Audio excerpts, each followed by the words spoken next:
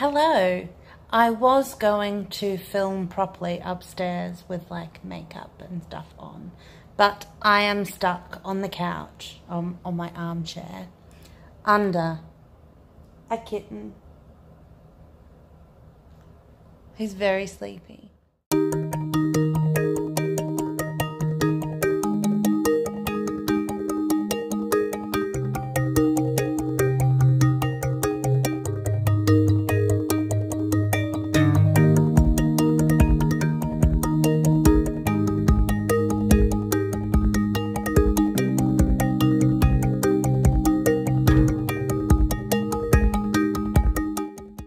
So it is the time of year when new PhDs are about to start their first academic jobs and probably thinking, what is going to be different about being a PhD student and being like a proper academic? So I thought I'd make a quick video about some of the things that I found I didn't expect or were different to the idea of academia that I had when I was a PhD candidate. And most of these really revolve around students and admin. Like many PhD candidates, I had taught quite a bit during my PhD candidature, and I had led my own module. So I knew that there was a bit of administration that went into running your own module. And so I was prepared for that. But the other kinds of administration I just wasn't prepared for. The admin that goes along with things like being a personal tutor, and I'm going to come back to personal tutoring in a moment, is not what I expected at all. So being a personal tutor was something that I hadn't really thought too much about when I was still doing my PhD. I knew it was something that academics did, but I just sort of hadn't considered it. I knew it was something I would have to do, so it wasn't something that I worried about too much.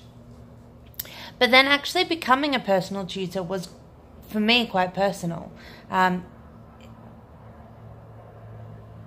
Being able to form a relationship with students that is outside the classroom and where your role is to do nothing else really other than point them in the right direction. Point them to the people who can help them. This, you need to go and see student services. This, you need to go and see student welfare. This, you need to go and see your GP. This, you need to go and see the administrator in the office downstairs. Those kinds of things.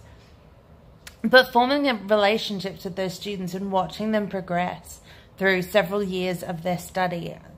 It may be the case that you only watch them progress through 1 year of study, as so many new PhDs are probably, or new academics, I should say, are probably only going into maybe 10-month positions. I'm going into a 10-month position. So you might not get the opportunity to see them move along for several years, but even the progression of a person in a single year is incredible. It's amazing. And the students are amazing. I've got a video coming up which I chat with Dr. Kate Cook about her experience as senior tutor. We talk a lot more about the ins and outs of personal tutoring in that video.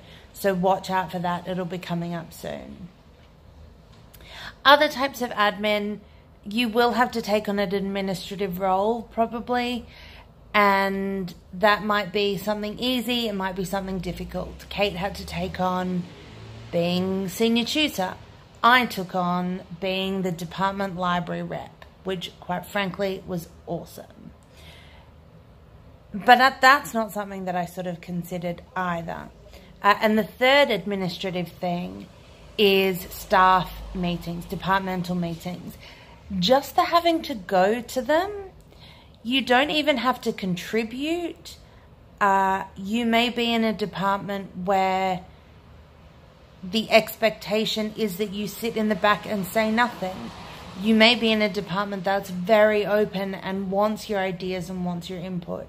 And that's kind of, I mean, depends on your colleagues and the department culture, but more than anything, probably depends on the university culture. So that's all the admin stuff. The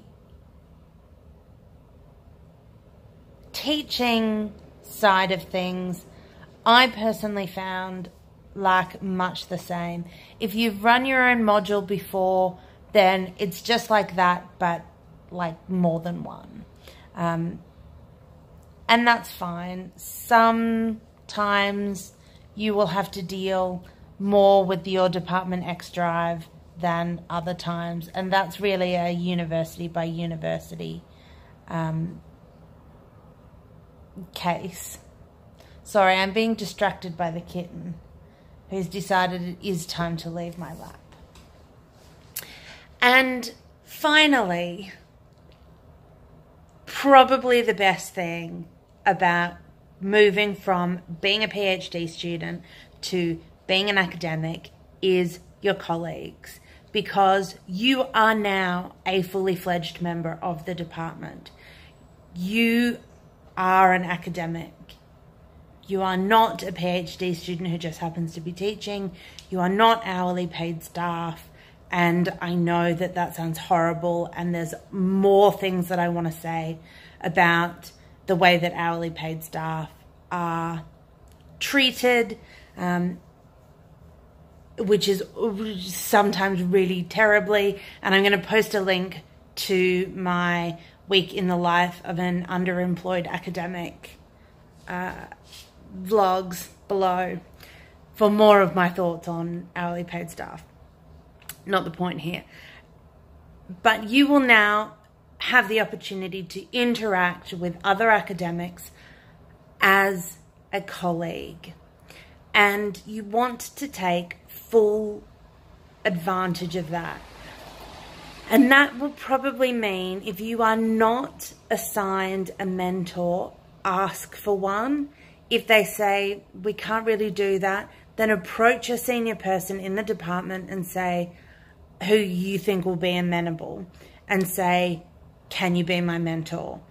Because one of the things that you want to use this job for is as a stepping stone.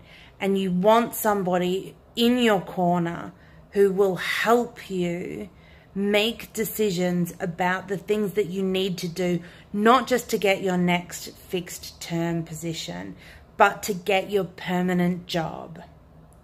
And that should always be the goal, if that is in fact your goal. If it's not, that's also completely fine, and ignore that. But I was not prepared for the fact that my job was still not necessarily the most important thing that I was doing in terms of my career more generally. Certainly, lots of aspects of my job were very important for my ongoing career goals, but my job itself and a fixed term job, depending what it is, will and can never be the complete end, because it has an end. I hope that makes sense.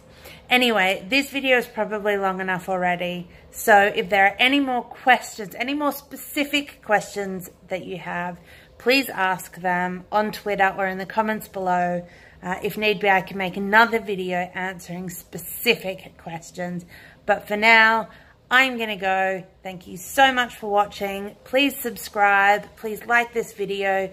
Please share it with people who you know who are about to start their first academic position. And I will see you in the next video. Bye.